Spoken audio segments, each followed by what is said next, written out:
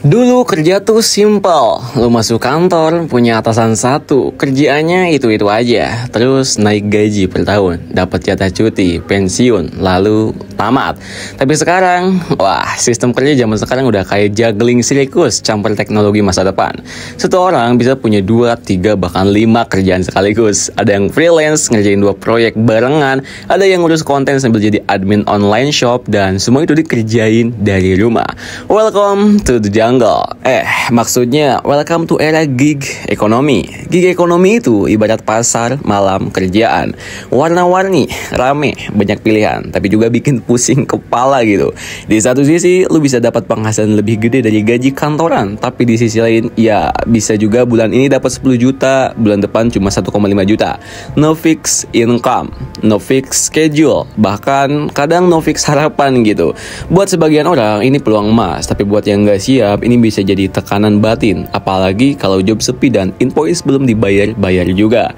Nah, di sistem kerja kayak gini, skill tuh jadi kunci, tapi bukan cuma skill teknis orang doang ya.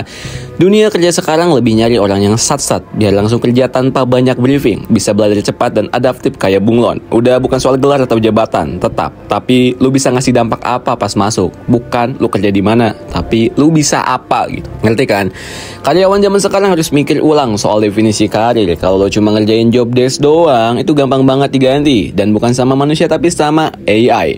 World Economy Forum bahkan bilang 60% pekerjaan bakal butuh skill baru dalam waktu dekat. Skill paling dicari yang berbau kognitif, adaptif, dan teknologi. So, kalau lo masih bingung, buka Google Drive aja mesti minta tolong. Wah, saatnya bangun bro. Wakey, bangun. Karyawan yang paham teknologi itu punya keunggulan gila-gilaan. Mereka bisa kerja efisien, bangun sistem kerja sendiri, bahkan bisa ngerjain banyak proyek sekaligus. Sekarang tuh bikin tool sendiri gampang banget. Lo bisa bikin website tanpa coding gitu, menggunakan AI atau Artificial Intelligence gitu. Sekarang tuh bukan zamannya CV doang. Orang tuh pengen lihat hasil kerja real. Jadi yuk mulai bangun portofolio digital.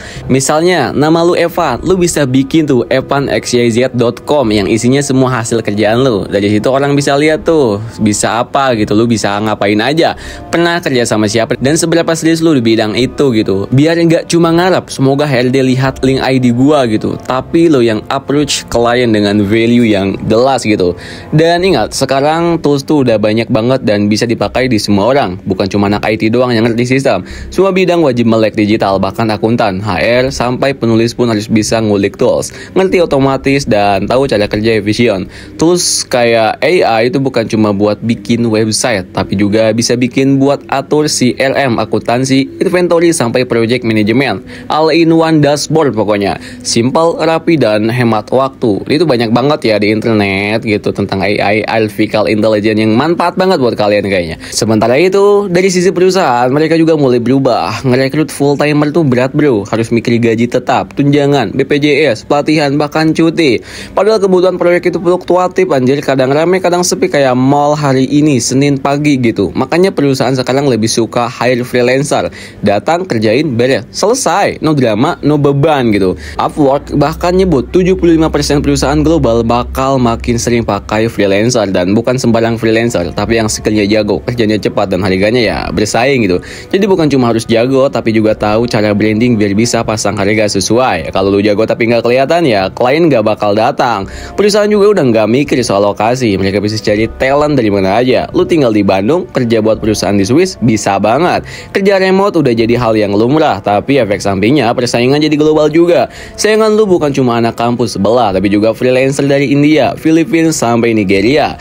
Makanya penting banget buat ningkatin value pribadi lu. Pertama itu bangun portofolio digital. Kedua, terus upskilling. Skill yang keren hari ini bisa jadi tahun depan bisa keren gitu. Jadi harus rajin ikut kursus, coba tools baru, belajar AI, dan explore Web3 atau crypto finance kalau bisa gitu. Ketiga itu kuasai digital tools. Minimal tahu cara kerja, bukan sekedar pakai. Lu nggak bisa lagi bilang aku gaptek ya, karena dunia udah nggak sabar nungguin lu belajar. Keempat itu networking. Jangan Jangan males kenalan, kadang satu kenalan bisa ngasih 5 proyek.